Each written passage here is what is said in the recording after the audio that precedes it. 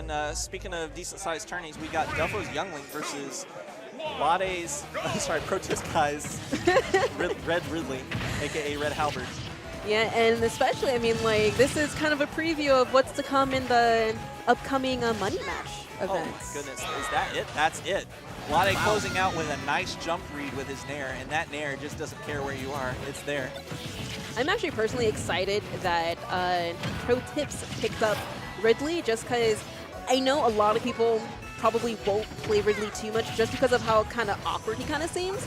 But it's great and refreshing to see just him pick up a completely different character, new character overall, and just do pretty well with him, actually. He's doing amazing with him, actually, so far. Well, Lade has always preferred big sword characters and big bodies since Brawl, because he liked Brawl Snake, he liked Smash 4 Cloud, and Ridley for him is a nice balance between those two characters, and it really suits his playstyle, and he does well with the character. He's been winning events in Tampa, and he's up 2 stocks here on Duffo.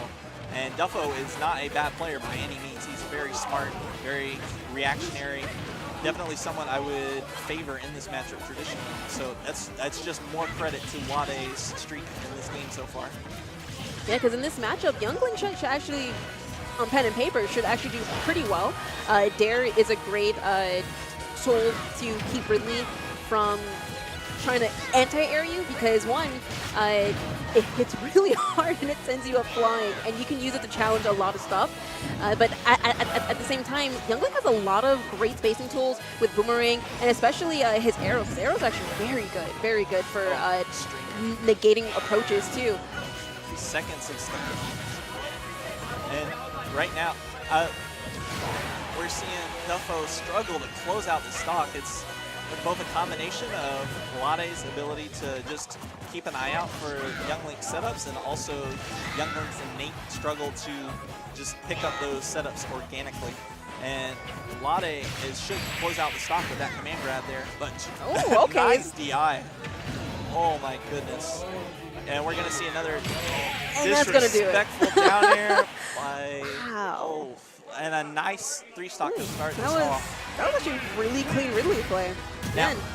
Now, Pro Tips Lade has gone on record saying that the last 100-plus man bracket that he entered was almost every game was a 3-stock. Oh, wow. Or I believe the way he phrased it was, I 3-stocked everyone I didn't lose to at least once. So, wow. So he has cited matchup infamiliarity against Ridley as being a very powerful tool for Ridley that is difficult to overcome in a short amount of time. Yep. So it's kind of like the K-Rule syndrome that's kind of happening right now.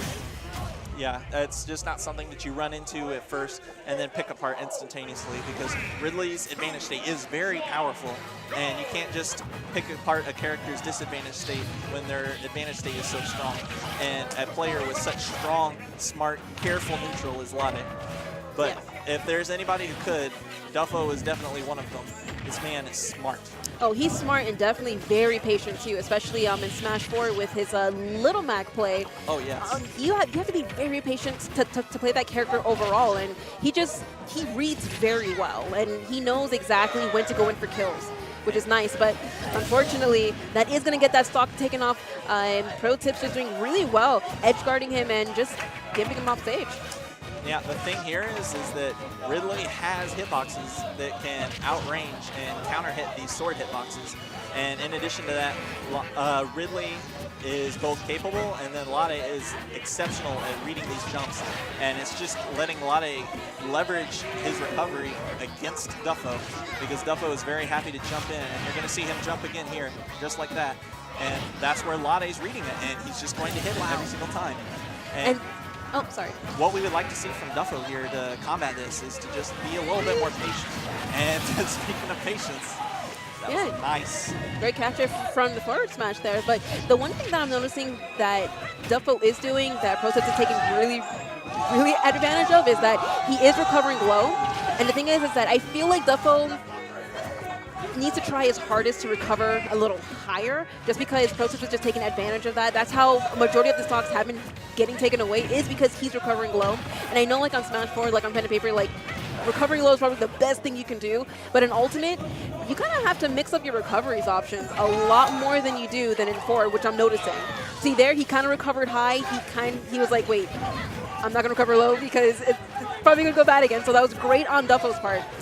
Duffo was ready for him to recover high, and we're seeing Duffo make some great adaptations here. And if Duffo can manage this game, I definitely can see a very nice game 3 for him. But the question is Lade going to leverage this lead here, or is Duffo going to make up this lead? Because Youngling does have an excellent combo game, and he can make up leads like nobody's business. Yeah. But what we're seeing from Duffo is more neutral focus, more isolated big hits, and then reading Lade's reactions to his disadvantage state, like we saw earlier with the forward smash and then grabbing him on hit, because he knew they're probably going to grab. So even right here, Lade is leveraging his own disadvantage state to tack on just a little bit more damage, get just a little bit more of a lead. And that, Unfortunately, that forward smash wasn't going to do it. You hate to see that kind of thing happen. Wow. I love Lade. I'm not going to lie. I hope.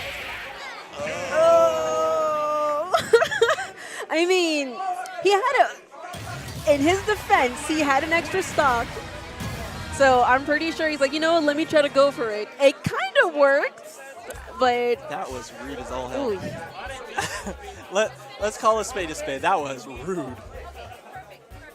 Yeah, that was actually one of the most disrespectful things I've seen today. There was, like, him going for that. He knows full well that there's a sour spot on that. Like, he's discussed it more than once.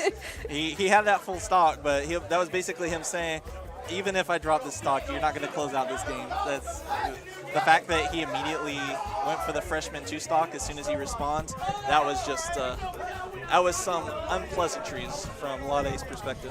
Yeah, that's actually making me a lot more excited because that's probably maybe the second legit Ridley game I've seen. So just seeing the options that Lade was throwing out, just a safe defensive play actually that he was throwing out, the kill secures that he was throwing out, the pressure he had, and especially he was just, like you said, just really paced out through the entire game. A lot of times he had his shield up at perfect moments. Yes. Yeah, he had his shield up at a perfect moments, which I noticed.